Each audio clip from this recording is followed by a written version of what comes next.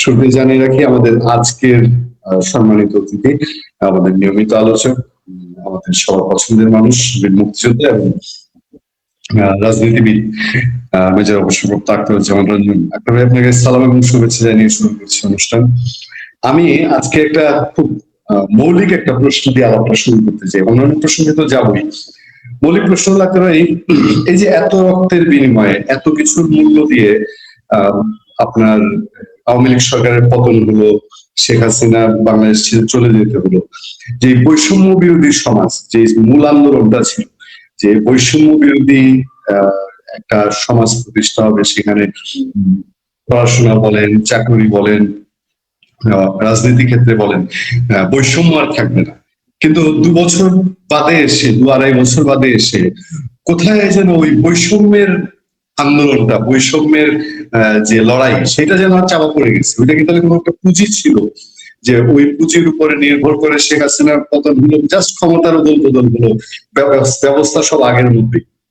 এই মৌলিক প্রশ্নটা দিয়ে আমি আপনার কাছ থেকে আজকে আলোচনা শুরু করতে চাই। সেই সাথে জানতে চাই, প্রধানমন্ত্রী তারেক রহমানের ভারত সফর, এই ভারত সফর নিয়ে বহু জল বহুদিকে গোলা হলো। ভারতের পক্ষ থেকে 2টি আমন্ত্রণ ঝুলে আছে। শেষ তবে সে বাংলাদেশের পররাষ্ট্র মন্ত্রণালয় জানালো যে 4টি শর্তের সাপেক্ষে প্রধানমন্ত্রী ভারত যেতে চান, ভারত যাবেন।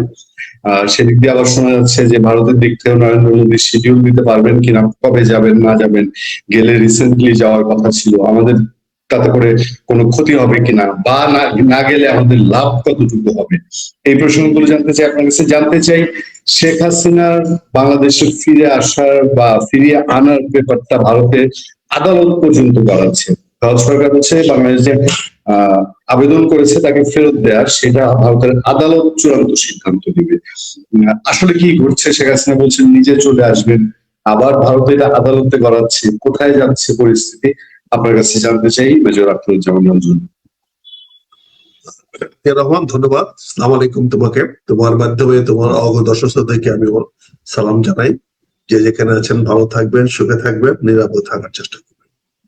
আমি আজকে তোমার সঙ্গে কথা বলছি নাটোর থেকে। আজকে আমি সারাদিন নাটোর ছিলাম, সারাদিন নাটোর ঘুরছি, এখন হোটেলে রেস্ট করছি। তুমি টেলিফোন করলা, কথা বলতে বললাম। এখানে নাটোরে জনসাধারণের সঙ্গে কথা বলে যেটা দেখলাম, একটা জিনিস মনে রেখো, নাটোর কিন্তু ছিল অনেকটা হিন্দু প্রধান এলাকা। এখানে মুর্শিদাবাদ ও সমস্ত এলাকা থেকে অনেক লোকেরা এসে সেটেল হয়েছে এই এলাকাতে। নাটোর এলাকাতে অনেক বেশি লোক সেটলার, বিশেষ করে ইন্ডিয়া থেকে আসছে। তারা কিন্তু মনে অনেক কষ্ট, তারা কিন্তু এখনো তাদের মুর্শিদাবাদ, তাদের ওই ভারতের অংশটাকে তাদের দেশ মনে করে, এলাকা মনে করে। তারা এখনো চায় বাংলা, বিহার, উড়িষ্যায় ফিরে যেতে। এটা এখানকার মানুষের মধ্যে একটা, আমি দেখলাম কথাবার্তা অনুভূতি আছে। অনেককে জিজ্ঞাসা করলাম যে প্রধানমন্ত্রী তারেক রহমান সাহেবের কি ভারতে যাওয়া উচিত হবে? আশ্চর্যজনক ভাবে একজনও বলল উচিত হবে। সবাই বললো স্যার যদি যায় তাহলে খবর আছে। অনেকটা স্ট্রং একটা অ্যান্টি ইন্ডিয়ান একটা ফিলিংস প্রতিটা মানুষের মধ্যে। অনেক মানুষের সঙ্গে মিশছি, অনেকগুলো কথা হয়েছে রাস্তায় ঘাটে। একটা অফিসে গিয়েছিলাম, সেখানে অনেক ক্রাউডেড অফিস, সেখানে প্রায় 2 ঘন্টা ছিলাম।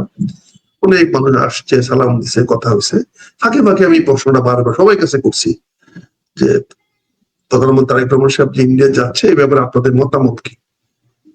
অদ্ভুত, প্রতিটা মানুষ কনসার্ন, প্রতিটা মানুষ জানে, প্রতিটা মানুষ বলছে না ইন্ডিয়া যাওয়া ঠিক হবে না। মানে তাদের সেই পুরনো যে আক্রোশটা এখনো রয়ে গেছে, সেই পাকিস্তানের সৃষ্টিটাকে তারা এখনো মানে মেনে নিতে পারে না। তারা মনে করে এটা তাদের দেশ, মুর্শিদাবাদ এখন তাদের দেশ। যাই হোক, আমি 2টা আগে গিয়ে তোমার প্রশ্ন জবাবটা দিই। বৈষম্য বিরোধী আন্দোলনটা তো ছিল একটা মানে একটা কি বলে, ছাত্রদেরকে পয়েন্ট তুলে ধরার জন্য, তাদের রাজনীতি দেওয়ার জন্য। ছাত্রদের রাজনীতিতে আসার কথা ছিল না। যেমন তুমি 11 দফা আন্দোলন করেছিলাম আমরা 69 সনে। 11 দফা আন্দোলন 69 সনে করার পরে কিন্তু আইয়ুব খানের পতন হয়েছে, কিন্তু তৎকালীন কোন ছাত্র সংগঠন, কোন রাজনৈতিক দল করে নাই। সকল ছাত্র সংগঠন রাজনৈতিক দলের অধীনস্থ ছিল। এমনকি বঙ্গবন্ধু শেখ মুজিবুর রহমান জেলে বন্দী ছিল, তাকে জেলখানা থেকে বের করে আনা হয়েছিল। 69-এর ছাত্র আন্দোলনে তো আমরা আজকে যেমন ছাত্র আন্দোলনে যারা উপরের লাইনে ছিল, 69-এর ছাত্র আন্দোলনে আমাদের সেই সৌভাগ্যটা হয়েছিল প্রথম সারিতে থাকার।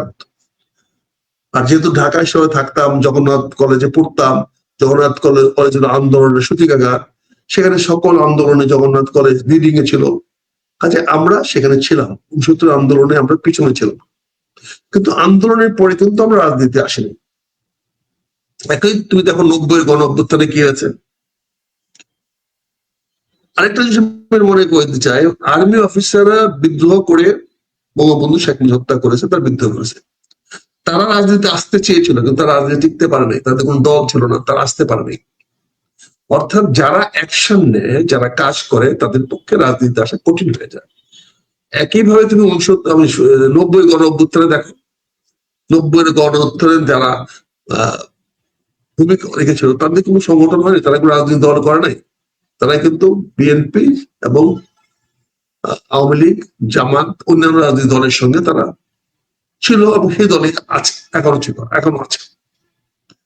কিন্তু 2024 সনে এসে হঠাৎ করে দেখলাম যে ছাত্রদেরকে রাজনৈতিক দল করানোর একটা চেষ্টা করা হচ্ছে, এবং ডক্টর ইউনূস সাহেব সেটা বিপ্লবটাকে ধ্বংস করার জন্য, বিপ্লবটাকে অন্যদিকে নিয়ে যাওয়ার জন্য তিনি তাদের উৎসাহ দিলেন, অথচ তাদের সঙ্গে বেইমানি করলেন, তাদের দায়িত্ব দিলেন না। ওই ছাত্রদেরকে, সংগঠনগুলোকে দল করানোর উনি সফলতা দিতে পারলেন না।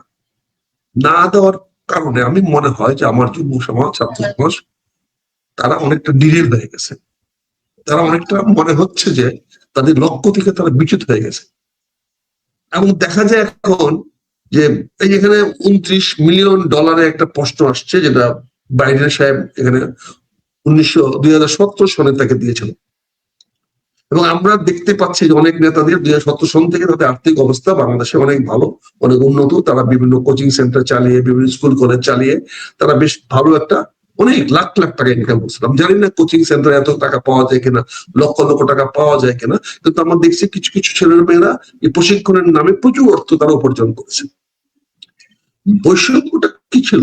তারা যখন কোচিং করে তখন তারা দেখতো যে চাকরি, বা এই ছেলেদেরকে ভালো করে লেখাপড়া করাই দিয়ে তাদেরকে বাজারে চাকরি দিতে পারছে, তারা চাকরি পাচ্ছে না, তখনই বৈষম্যটা আসছে। এখন কি হচ্ছে, এখন যারা কোচিং সেন্টার চালাচ্ছে তারা তো নেতারা নাই, নেতারা কোচিং সেন্টার চলে আসছে। এখন বৈষম্যটা কি হচ্ছে, কোচিং সেন্টার টু কোচিং সেন্টারের মধ্যে বৈষম্য হচ্ছে। এখন প্রতিযোগিতা কি হচ্ছে, জব তো নাই। এই গত 2 বছরের মধ্যে বিশেষ পরীক্ষাই হয় নাই, এখন পরীক্ষা তো কোনো হয়নি, তাহলে এখানে কিভাবে আসবে? পুরো জিনিসটা হয়েছে কেন যদি মনে হচ্ছে একটা রিমোট কন্ট্রোল দ্বারা আন্দোলনটা করানো হয়েছিল, যেখানে রাজনৈতিক দলগুলোকে নেতৃত্ব দিতে দেওয়া হয় নাই। এখানে এটা আওয়ামী লীগকে একটা ধোঁকার মধ্যে ফেলে দিয়ে আওয়ামী লীগ বুঝতে পারে নাই, তারা তারা জানে রাজনৈতিক দলের সঙ্গে তারা মোকাবেলা করতে পারতো, কিন্তু ছাত্র সংগঠনের সঙ্গে তারা মোকাবেলা করতে পারবে না। এই অভিজ্ঞতাটা হয়েছে যখন তুমি মনে করো নিরাপদ সড়কের জন্য যখন ক্যান্টনমেন্টের ওই শহীদ রমিজুদ্দিন স্কুলের ছেলেমেয়েরা যখন আন্দোলন করছিল, তখন দেখা গেল ওই ছেলেরা প্রায় 7-8 দিন ঢাকা শহরটাকে তাদের নিয়ন্ত্রণ নিয়ে গেছিল। তখনই আমরা বুঝেছিলাম যে যদি কোনোদিন ছাত্র সংগঠন দিয়ে কেউ আগাইতে পারে তাহলে ক্ষমতাটা নিয়ে আসা যাবে। আমার অনেক লেখা আছে, তারেক রহমান সাহেবের কাছে আমার অনেক প্রস্তাবনা আছে, যেখানে আমরা বলেছি, এবং আমি বারবার বলেছি আমাকে দায়িত্ব দেন, আমি ছাত্র সংগঠন নিয়ে করি, এদিকে নিয়ে আমি রাজনীতি করি, এদিকে নিয়ে আন্দোলনটা করি। যা আমি বুঝাতে পারি নাই, আমার ব্যর্থতা, আমার বুঝাতে পারি না, আমার একটা বড় কিছু বড় ব্যর্থতা, আমি কাউকে বুঝাতে পারি না। কারণ কেন জানি না, আমি যেটা বুঝাতে যাই, আমি যাদেরকে যেটা বুঝাতে চাই সেটা ঠিক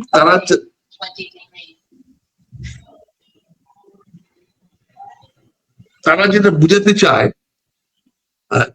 তারা যেটা বুঝে আমি ঠিক তার বিপরীতে বলি। তারা যে বুদ্ধি বিবেচনা নিয়ে কথা বলে আমি ঠিক তার বিপরীতে কথা বলি, বুঝি এইভাবে না, আপনাকে এইভাবে চলা দরকার। ফলে হয় কি, আমার তো তাৎক্ষণিক ভাবে আমি কাউকে আমার কথাটা শোনাতে পারি না, যাই হোক আমার দুঃখ নাই। আমি গত 40 বছরে আমার রাজনৈতিক সংগ্রামে আমি এগুলো বলে গেছি, বলে আসছি, আগামী দিনেও বলে আসবো। কাজে এখন বৈষম্য বলে এখন কিছু নাই, এখন সে আবার আমরা পুরনো খেলায় চলে গেছি। আমাকে আমারটা চাই, আমি আমার অবস্থানটা চাই, আমি আমার অবস্থান ধরে রাখতে চাই, আমাকে দিতে হবে। আমি পদ চাই, আমি পদবি চাই, আমি অর্থ চাই, আমি বৃত্ত চাই, আমার কথা আপনাকে শুনতে হবে, আমার কথা রাখতে হবে। এই ধরনের ইগোয়েস্টিক মনোভাব আমাদের মধ্যে এখন উঠে পড়েছে। এখন তুমি দেখবা যে কোনো ছাত্র বা যুবকরা কারো কথা শুনতে বাধ্য না, শুনে না, শুনতে চায় না, তারা চাপিয়ে দিতে চায়। তারা সবকিছু আমাদের উপরে চাপিয়ে দিতে চায়, পরদূপ চাপিয়ে দিতে চায়। তারা মনে করে তারা সর্বজ্ঞানে গণি, তারা সবকিছু বুঝে, তারা সব ভালো জানে। এই একটা ট্রানজিশন পিরিয়ড আমরা যাচ্ছি। এই পিরিয়ডটা লঙ্গার করবে কিনা, কমে যাবে কিনা, সেটা নির্ভর করে বর্তমান সরকারের সফলতার উপরে। এই সরকার যদি সফল না হয়, আল্লাহ না করুক সফল না হয়, তাহলে বাংলাদেশে আগামীতে রাজনীতি করা কঠিন হয়ে যাবে। কেউ রাজনীতি করতে পারবে না, কোনো শাসন ব্যবস্থা বাংলাদেশে টিকবে না। এই শাসন ব্যবস্থা যদি বাংলাদেশে না টিকে, তাহলে যে বিশৃঙ্খলা সৃষ্টি হবে, যে অরাজকতা সৃষ্টি হবে, যার ফলে বাংলাদেশের সম্পদের প্রচন্ড অভাব দেখা দিবে।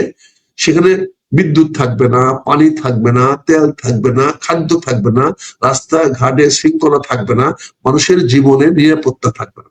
এরকম একটা অবস্থার দিকে আমরা আস্তে আস্তে যাচ্ছি। কারণ এখন শাসন বলে কোনো জিনিস নাই, আমরা শাসন করতে কাউকে পারছি না। আমরা কেন জানি না শুধু সময়টা পার করার চেষ্টা করছি, কেন জানি না আমরা যে কোনো ভাবে হোক যে আমরা আমাদের কাজটা করে যাচ্ছি। একটা বিষয় আমি তোমাকে তোমার মাধ্যমে আজকে প্রতিবাদ না করে পারছি না।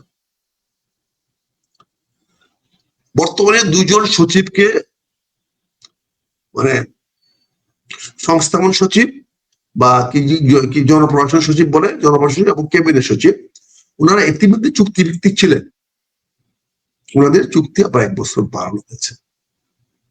ওনারা যদি বাংলাদেশে এত আউটস্ট্যান্ডিং হয়ে থাকে, এতই যদি ওনারা তড়িৎকর্ম হয়ে থাকেন, ওনারা ছাড়া বাংলাদেশ চলবে না, তাহলে 1 বছর পরে বাংলাদেশ কেমন চলবে? 1 বছর পরে কি হবে? তাহলে তাদেরকে আজীবন করে দেন, তাদের পদটাকে, তারা আজীবন থাকো। আর না হলে আপনি যে পদটা আটকে দিলেন, যার জেনুইনলি ক্যাবিনেট সেক্রেটারি হওয়ার কথা ছিল, যার চাকরির যোগ্যতার বলে জনপ্রশাসন সচিব হওয়ার কথা ছিল, তাকে তো আপনি বঞ্চিত করলেন। তাহলে বৈষম্য আন্দোলনটা কেন করলাম আমরা? তাহলে এই বৈষম্য কেন করা হলো? ক্যাবিনেট সচিবের চাকরি যদি আপনি চুক্তিভিত্তিক দেন, তাহলে যে সচিবটা এতদিন চাকরি করে প্রমোশন পেয়ে সে ক্যাবিনেট সচিব হওয়ার জন্য আপ্রাণ চেষ্টা করে আসছে, তাকে কেন আপনি ডিপ্লয় করলেন? কি অধিকার আপনার আছে? আপনি কোন নৈতিকতা বলে আপনি কাজটা করলেন? এবং রাজনীতিবিদ আমরা এরকম হয়ে গেছি যে আমরা এখন কথা বলতে পারি। রাজনীতি নিয়ে, রাজনীতি মানে হলো ব্রিজ, কালভার্ট, রাজনীতি মানে হলো আমার এখানে ওই এটা করে দিবেন, আমাকে এই পদ দিবেন। রাজনীতিটা হচ্ছে আমাদের কাছে মানে একটা জাস্ট 1 মিনিট।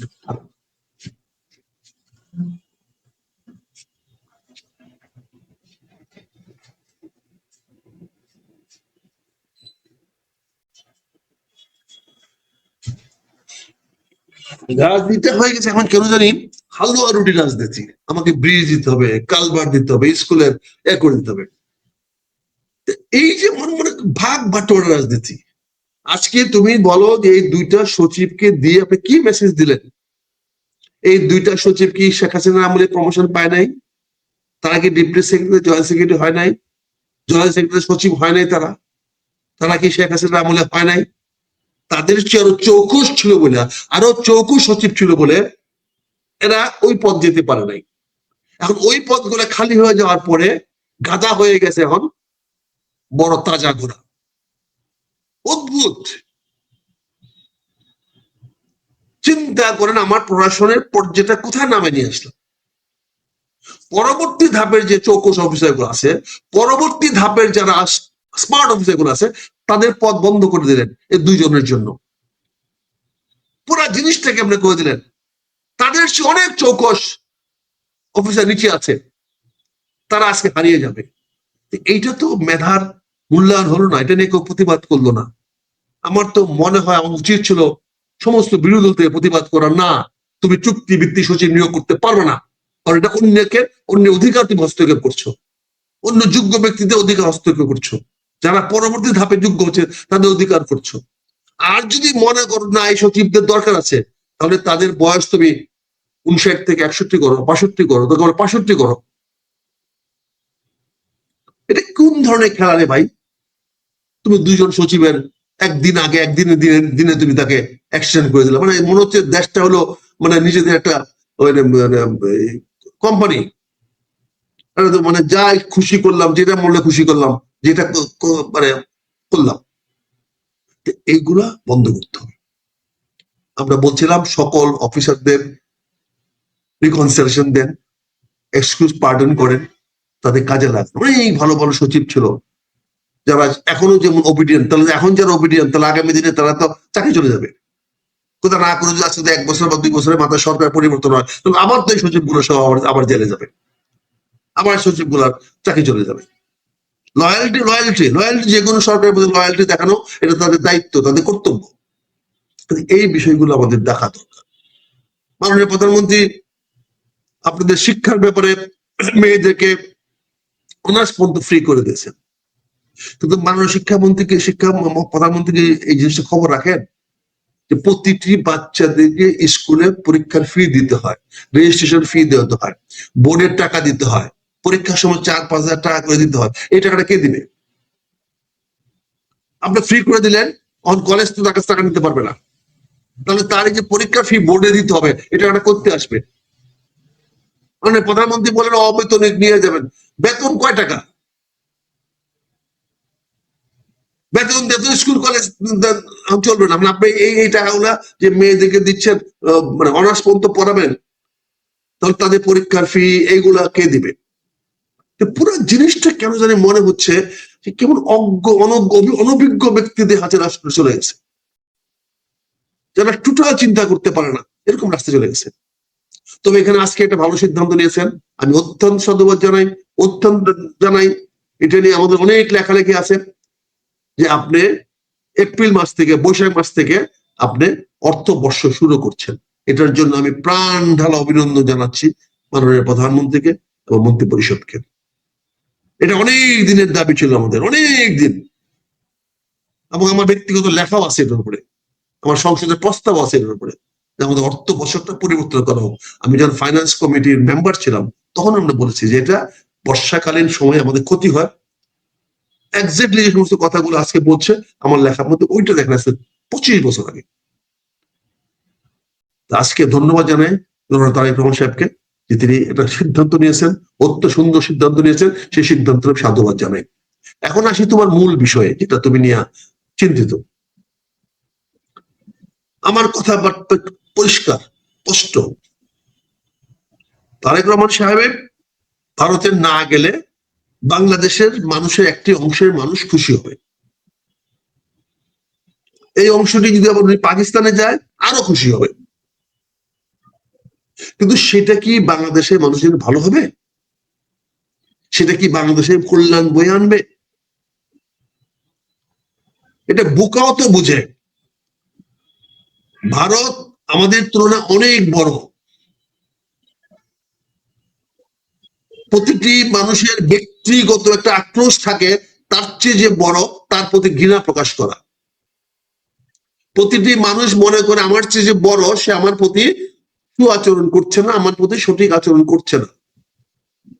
এটা আমাদের প্রতিটি মানুষের একটা তোমার বসকে তুমি পছন্দ করো, লাইক করো না, ভালোবাসা হয় না। তোমার পাশের বাড়ি বড় লোকের সঙ্গে তোমার সম্পর্ক হয় না, মনে হয় কেন জানি না আমার সম্পর্ক হয় না। আমার পাশের বাড়ি প্রতিপত্তিশালীর প্রমোশন, যেমন আমি কোন চেয়ারম্যান মেম্বার এমপি টেমপি মন্ত্রীর ধার দাঁড়ি না, যাই না এখন। কেন? আমি যখন আগে এমপি ছিলাম তখন সারাদিন এমপি নিয়ে ঘুরছি, মন্ত্রী থেকে দাওয়াত দিয়েছি, খাওয়াইছি। এখন মন্ত্রীদের বাড়ি কাজ দিয়েও যাই না, এমপিদের কাজ দিয়েও যাই না, কারণ ওরা বড় হয়ে গেছে আমার চেয়ে।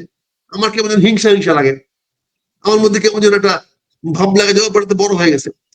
এক্স্যাক্টলি এই বাংলাদেশের মানুষের মধ্যে এই মানুষটা কাজ করতেছে। ইন্ডিয়া অনেক ব্যাপারে, ইন্ডিয়া বলে এটা করছে না, ইন্ডিয়া বলে এটা করছে না, ইন্ডিয়া বলে এটা করছে না। আরে বাবা, ইন্ডিয়া বললো এটা করছে না, ওইটা করছে না, এই করছে না, সেই করছে না। আজ পর্যন্ত তুমি ইন্ডিয়ার সঙ্গে 1-to-1 বসছো? আমি তো ভারতের 3টা প্রধানমন্ত্রীর সঙ্গে আমি ডিবেট করেছি, মিটিং করেছি 1-to-1। ওই আমাকে তো কনভিন্স করতে পারে নাই। আমি ভারতের প্রধানমন্ত্রী নরসিংহ রাওয়ের সঙ্গে কথা বলেছি, আমি ভারতের প্রধানমন্ত্রী অটল বিহারী বাজপেয়ীর সঙ্গে মিটিং করেছি, আমি ভারতের প্রধানমন্ত্রী আইকে গুজরাল সাহেবের সঙ্গে কথা বলেছি। কই, তারা তো আমাকে কনভিন্স করতে পারে নাই, তারা তো আমার বাংলাদেশের বিষয়টা আমাকে চাপায় দিতে পারে নাই। আর আমাদের কতগুলো লোক আছে কথা বলতে পারি না, জানতে পারি না, সবকিছু ভদ্রতা সবকিছু মাইনে নিয়ে চলে আসি। বাংলাদেশের স্বার্থ আমরা কামাই করতে পারি না, এটা আমাদের ব্যর্থতা। আমি যদি ভারতের প্রতি বলি হই, তো ভারত কি আমার প্রতি বন্ধুত্বপূর্ণ থাকবে? আমি যদি সারাদিন ভারতে গালাগালি করি, আমার 12 কোটি, আমার 20 কোটি মানুষ দিয়ে ভারতে গালাগালি করবো, তো ভারতের 140 কোটি মানুষকে আমাকে চুমা দিবে? আমি যদি ভারত বিদ্বেষী হই, তাহলে ভারত কি বাংলাদেশ বিদ্বেষী হবে না? আমি ভারত বিদ্বেষী হলে ভারতে কি ফালানো যাবে বলেন? ভারত যদি আমাদের বিদ্বেষী হয়, আমরা তো চলতে পারবো না, সারাদিন যুদ্ধ লাগাই দেবে, সারাদিন বর্ডারে কন্ট্রোল লাগাই দেবে। এই চিটাগাং হিল টেস্ট নিয়ে যাচ্ছে, চিটাগাং হিল টেস্ট কি হচ্ছে খবর রাখেন আপনারা কেউ? এখন জানেন পার্বত্য চট্টগ্রামে কি হচ্ছে, খবর রাখেন আপনারা কেউ?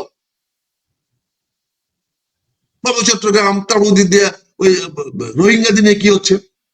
এই কালকে একটা স্টেটমেন্ট দিয়েছে আমাদের পররাষ্ট্র মন্ত্রণালয়, কি বলছেন?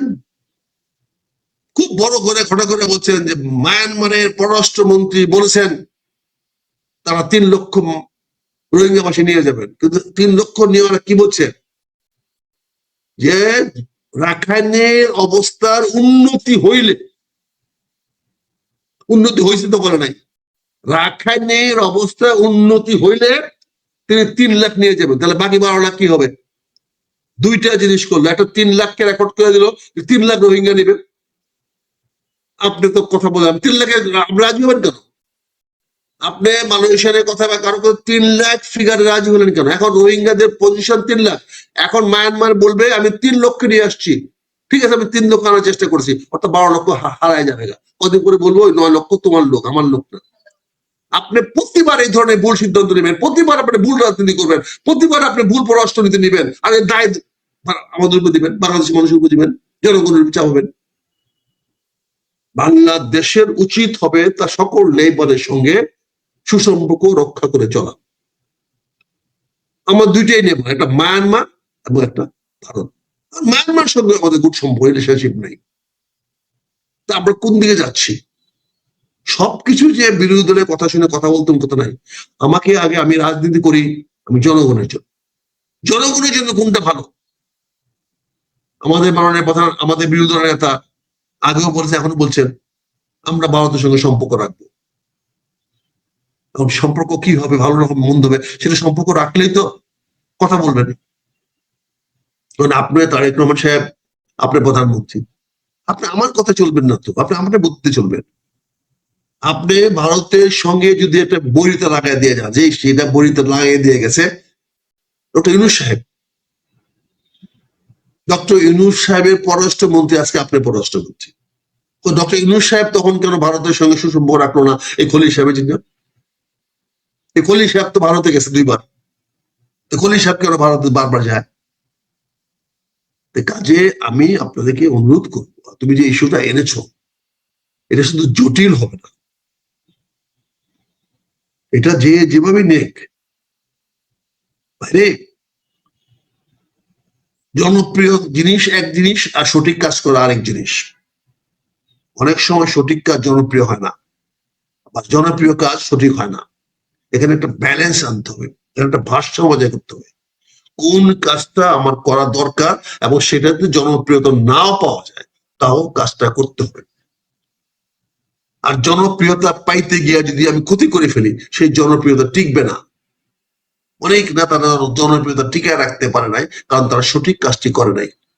তারা অনেক জনপ্রিয় ছিল, কিন্তু তারা সঠিক কাজটি করতে পারে নাই, ফলে তারা জনপ্রিয়তা টিকায় রাখতে পারে নাই। আজকে যে জটিল সৃষ্টি হয়েছে, আমি পররাষ্ট্রমন্ত্রীকে বা মাননীয় প্রধানমন্ত্রীকে ধন্যবাদ যে উনি এজেন্ডা ঠিক করে দিয়েছেন। উনি ভারতকে বলেছেন আমরা এই 4টি বিষয়ে কথা বলতে চাই। এখানে না যাওয়ার কথা, 4টি বিষয়ে কেউ যদি আগে রাজি হয়ে যায় যে হ্যাঁ আমি আপনাকে এটা দিয়ে দিলাম, তাহলে যাওয়ার দরকারটা কি? তাহলে যাওয়ার দরকারটা কি? তো হয়ে গেছে, এই 4টা পয়েন্ট দিয়েছি, 4টা পয়েন্ট রাজি হইলে তো আর যাওয়ার দরকারটা কি? হয়ে গেল। It is an states dialogue, রাষ্ট্রীয়। আমি এই 4টি বিষয় আপনার সাথে কথা বলি, 4টি বিষয় কথা বলতে রাজি থাকেন তাহলে আমি আসবো। That is the point. কত বলেন না যে শেখ হাসিনাকে ফিরিয়ে নিয়ে আসবো কালকেই। আমাদের সরকার বলেছে 4টি বিষয় আমরা আলোচনা করতে চাই, 4টা এজেন্ডা দিয়েছে। সেই 4টা এজেন্ডাতে যদি ভারত সরকার, মোদী সরকার বা মোদী সাহেব রাজি থাকেন, হ্যাঁ আসেন আমরা 4টি বিষয় নিয়ে আলোচনা করব, আমিও প্রস্তুত আছি। ভেরি গুড, আমাদের মাননীয় প্রধানমন্ত্রী যাবেন, 4টি আলোচনা করবেন। এটা নিয়ে জনমতের, জনগণ কি চায় কি বলে সব ব্যাপারে জনমত নিতে হবে, কোনো মানে নাই। আপনি বাজেট করার সময় জনমত নিছিলেন? আপনি এখন যে তেল গ্যাস দিতে পারতেছেন না, জনমত নিচ্ছেন? জনগণ তো চাচ্ছে এখন ক্ষমতা ছেড়ে দেন, জনগণ তো চাচ্ছে আজকে এক্ষুনি আপনি ক্ষমতা ছাড়েন, আপনি গ্যাস দিতে পারছেন না। ইতিমধ্যে তো স্লোগান উঠেছে, তেল দিয়ে গ্যাস দিয়ে নাইলে গদি ছাইনা দে। ঢাকার রাজপথে, চট্টগ্রাম রাজপথে তো ইতিমধ্যে কথা উঠেছে, পরিষ্কার বলছে তেল দে গ্যাস দে নাইলে গদি ছাইনা দে। তাহলে আপনি গদি ছেড়ে দেন, জনগণ তো চাচ্ছে তেল দিয়ে গ্যাস দে। জনগণের কিছু একটা অংশ চাইবে, আপনি ভারতে যেতে পারবেন না। কিন্তু আমি মনে করি দেশ আপনার কাছে সবার আগে, জনগণের স্বার্থ সবার আগে। আপনি দেশের স্বার্থে, জনগণের স্বার্থে যেটা মনে করেন ভালো সেটা করা উচিত। এবং আমি মনে করি যে যাই কিছু বলুক না কেন, বাংলাদেশ সরকার ভারতে গিয়ে আলোচনা করা ছাড়া গত্যন্তর নেই। এতে বাংলাদেশ একগ্র হয়ে যাবে। পাকিস্তান বাংলাদেশে বাঁচাতে পারবে না, তুরস্ক বাংলাদেশে বাঁচাতে পারবে না। এখন আর সুলতানাত নাই যে সুলতানরা ইখতিয়ার মুক্ত খেলজি পাঠায় দেবে, এখন এখানে নাই। এখন তাদের প্রেরণা হইলে আমাদের লাভ হবে না। আর আমরা যদি এই বলে যাই, আমাদের লোক দুবাই যেতে পারবে না, আবুধাবি যেতে পারবে না। কারণ আমরা যদি এন্টি ইন্ডিয়ান হয়ে যাই, আবুধাবিতে আমার স্থান হবে না, সৌদি আরব আমাকে স্থান দেবে না। আমার চিন্তা করতে হবে। একই অবস্থা মালয়েশিয়াতে হবে। মালয়েশিয়ানরা মোর ইন্ডিয়ান ইনফ্লুয়েন্সড দেন আদার কান্ট্রি। একমাত্র পাকিস্তান, পাকিস্তান একটা ফেল স্টেট, একটা বাজে রাষ্ট্র। এই রাষ্ট্রের সঙ্গে কথা বলেন কেন? এই রাষ্ট্রের সঙ্গে কথা বলাই তো অপরাধ, এই রাষ্ট্রের সঙ্গে আলোচনা করাই তো অপরাধ। পাকিস্তানিরা বাংলাদেশের কোনো মানুষের কোনো ভালো চায় না, কোনোদিন চায় না, অতীত চায় না, এখনো চায় না, ভবিষ্যতে চাবে না। তারা তাদের কোটারিতে স্বার্থ চায়। কাজে সেই পাকিস্তানের কথা চললে তো হবে না। আজকে পাকিস্তানিকে দিয়ে ইরানের বিরুদ্ধে লাগিয়ে দিয়েছে, আমেরিকানরা আজকে ইরানের বিরুদ্ধে পাকিস্তানকে ব্যবহার করতেছে। তুমি দেখো কি অবস্থা। কাজে আমাদের বন্ধু রাষ্ট্র সৌদি আরব, আমরা সৌদি আরবের সঙ্গে আমাদের ইসলামিক উম্মা কাজ করে, আমরা সৌদি আরবের সঙ্গে থাকতে চাই, আমরা সৌদি আরবের সিলসিলা থাকতে চাই, সেটা আমাদের ভালো হবে। আর ভারতের সঙ্গে আমরা বৈরী সম্পর্ক না রাখাটাই ভালো হবে। বন্ধুত্ব আমি বলি না, না করতেছেন করেন না, কিন্তু সম্পর্ক ওয়ার্কিং রিলেশনশিপ রাখতে হবে। এটা নিয়ে কাউকে বোঝানোর দরকার নেই। এটার জন্য যদি আপনি মনে করেন এটা গেলে ক্ষমতা চলে যাবে আপনার, তাহলে আমি মনে হয় না আপনি সঠিক সিদ্ধান্ত নিচ্ছেন বা সঠিক তথ্য আপনার কাছে আছে। হ্যাঁ, ভারতে গেলে একটি অংশ, একটি কিছু মানুষ একটা কথাবার্তা বলবে, কিন্তু কথা তো বলতেছে, আমরা তো বলতেছি বিভিন্ন জায়গায় বিভিন্ন বিষয়ে। আমরা কি সরকারকে ছাড় দিচ্ছি?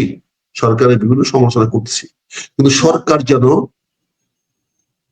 আমি বিনীতভাবে বলবো, সরকার যেন এই ইয়ার মতো, ইউক্রেনের ওই জেলেনস্কির মতো যেন ফাঁদে পা না দেয়। রাশিয়া কিন্তু জেলেনস্কিকে ন্যাটো ফাঁদে পা দিয়ে, ন্যাটো বলেছিল তাদেরকে সাহায্য করবে, ন্যাটো মুক্ত করবে, করে জেলেনস্কিকে যুদ্ধে নামিয়ে দিয়েছে। দিন দিন জেলেনস্কি ধ্বংস হয়ে যাচ্ছে, এই যুদ্ধ লিঙ্গারি হচ্ছে। আর সবাই বলছে রাশিয়ার ক্ষতি হচ্ছে। রাশিয়ার গেইন কত হয়েছে হিসাব করেন নাই। সে গেইন থেকে ক্ষতি গিয়েও রাশিয়া যতটুকু অঞ্চল নিয়ে নিয়েছে, যে অঞ্চলগুলো নিয়ে নিয়েছে, ভেরি ভেরি রিসোর্সফুল এলাকা নিয়ে গেছে। বাংলাদেশের মতো খালি জায়গা না, সব খনিজ সম্পদ ভর্তি জায়গা, সেই জায়গাগুলো নিয়ে নিছে। কাজে সেখানে এই যুদ্ধ তারা আরো 100 বছর চালায় গেল, কিছু আছে জায়গা তারা চালাবে, ক্ষতি হবে না। কিন্তু একইভাবে আজকে বাংলাদেশ যদি ভারতের সঙ্গে আমরা একটা মানে কি বলে অসম যুদ্ধে নেমে যাই, আমরা বাংলাদেশটাকে 3 ভাগে বিভক্ত করার ঝুঁকি নিতে হবে। ইতিমধ্যেই গাইবান্ধাতে রাম মন্দির সৃষ্টি করার একটা পায়তারা হচ্ছে, সেখান দিয়ে করে তারা একটা গন্ডগোল পাকাতে চায়। এই যে আমি নাটোর এলাকায় আসছি, আমি দেখতেছি কি অবস্থা। একইভাবে তারা পাবো চট্টগ্রাম শুরু করেছে, সেখানেও তারা বিভিন্ন ধরনের সমস্যা সৃষ্টি করতেছে। এখানে জুমল্যান্ডের কথা বলা হচ্ছে, ওখানে আবার রাখাইনদের নিয়ে কথা বলা হচ্ছে, ওখানে আবার মানবতা করিডোর দেওয়ার আবার মাথা চাড়া দিয়ে উঠছে।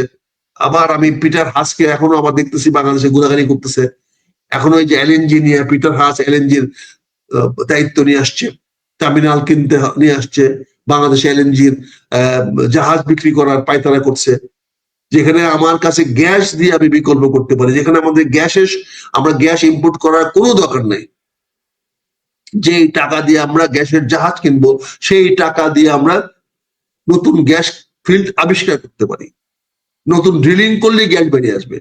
বাংলাদেশের মধ্যে অনেক জায়গা আছে যেখানে এখনো টিউবওয়েল দিলে গ্যাস বেরিয়ে আসে, ড্রিলিং করলে গ্যাস বেরিয়ে আসবে। আর যেহেতু আমরা হিমালয়ের পাদদেশে আছি, আমাদের এখানে গ্যাস আছেই, ছিদ্রি হলেই গ্যাস আসতে থাকবে। ইন্ডিয়ার থেকে আসবে গ্যাস, মেঘালয় থেকে আসবে গ্যাস, ত্রিপুরা গ্যাস নামবে আমাদের সেই হিসাব। আমরা শুধু এখানে বোরিং করলে হবে, সেই বোরিং করতে দিচ্ছে না, সেইটা নিয়ে নেগোসিয়েট করেন, সেইটা নিয়ে আমেরিকার সঙ্গে কথা বলেন, আমেরিকা তেল কোম্পানিকে সুযোগ দেন। আপনার একটা বোরিং করে তেল আবিষ্কার করতে, আমার যে পেট্রোবাংলার যে বোরিং কোম্পানি আছে, দে ক্যান ডু ইট, তাদের সকল ইকুইপমেন্ট আছে। আপনি সেটা দিচ্ছেন না কেন? এই 6 মাসে তো আপনি বোরিং করে আপনি গ্যাস নিয়ে আসতে পারতেন, আরো কয়েক ট্রিলিয়ন গ্যাস আপনি নিয়ে আসতে পারতেন। তারপরে এখনো আপনার 7 to 8 ট্রিলিয়ন সিএফটি গ্যাস আছে। সেই গ্যাস দিয়ে আপনি এখনো 8 থেকে 10 বছর চলতে পারবেন। আপনি দরকার পড়লে সেখান থেকে গ্যাস দিয়ে আপনি চালান, আপনি গ্যাসের ব্যবহার একটু বাড়ায় দেন, আপনি গ্যাসের ডিসিপ্লিন আনেন, গ্যাস যেভাবে মিসইউজ হচ্ছে মিসইউজ গুলো বন্ধ করেন। মানুষ ব্যবহার করছে ভালো কথা, ঠিক আছে, সেটা ব্যবহারটা হিসাবে আনেন, জনগণ তো ব্যবহার করছে, কিন্তু যেটা হাওয়া উড়ে যাচ্ছে সেটা বন্ধ করেন, যেটা চুলা জ্বালায় রাখে সারাদিন রাত, এটা বন্ধ করেন। জনগণ বিল দেখবে না দেখ, ব্যবহার জনগণ করছে, জনগণের জন্য তো গ্যাস ব্যবহার তো জনগণ করছে। বিদ্যুৎ দেওয়া যদি মানুষ অটো রিক্সা চার্জ করে করুক না, কিন্তু তাকে একটা মিটারের অধীনে নিয়ে আসেন, তখন তাকে মিটারে কম দামে দেন, তখন মিসইউজটা যেন না হয়। ওরা তো টাকা দিচ্ছে কাউকে না কাউকে, একদম বিনা টাকায় তো এই বিদ্যুৎটা তারা ব্যাটে চার্জ করছে না, সেটা বন্ধ করেন। সেটা বন্ধ করলে তো আপনার একটা ইনকাম বাড়ে।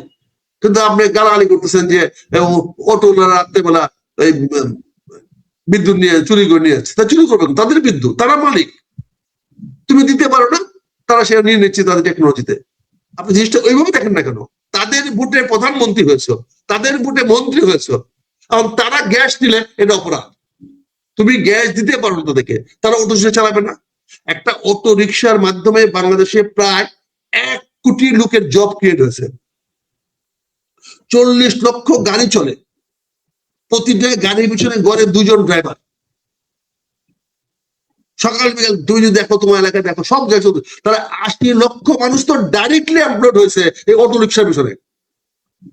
80 লক্ষ লোক তো যদি অটো না চালাইতো, তাহলে তো তারা রাজপথে এসে নামতো, তারা ঢাকা শহরে এসে ভিড় করতো, তারা তোমাকে ঢাকা ঘেরাও করে ফেলতো। 80 লক্ষ লোক প্রতিদিন অটো চালিয়ে তারা তাদের রুটি রোজগার কামাই করতেছে। এই গ্যাস তো বাংলাদেশ সরকার, জনগণের গ্যাস, সরকারের তো গ্যাস না, ঠিক আছে, নিচে নেই। এই বিদ্যুৎ তো জনগণের বিদ্যুৎ, জনগণ তো নিয়ে ব্যবহার করতেছে, ব্যবহার করে সে তাকে তো তুমি রিলিফ দিচ্ছ, বিনা পয়সা শিক্ষা দিচ্ছ, তারপর স্কুলে খাউন দিচ্ছ, তাহলে বেকারদের ভাতা না দিয়ে বেকারদের ফ্রি বিদ্যুৎ দিয়ে দাও, সে তো বিদ্যুৎ খাবে না। যতক্ষণ বিদ্যুৎ দিয়ে চার্জ করতে পারে তার অটোটা, ততক্ষণ চার্জ করে সেটা চালাবে, চালালে তার এমপ্লয়মেন্ট হলো, রোজগার হলো। এটা তো আপনাকে 80 লক্ষ লোকের জব আপনার এখানে ক্রিয়েট হয়েছে, এবং তারা ফিজিক্যালি কাজ করতেছে। কাজে এইটাকে আপনার সেবা দেখবেন না, সেটা বলছে চুরি করতেছে। আপনি মন্ত্রী বলে গাধার বাচ্চা বলে চুরি করতেছে।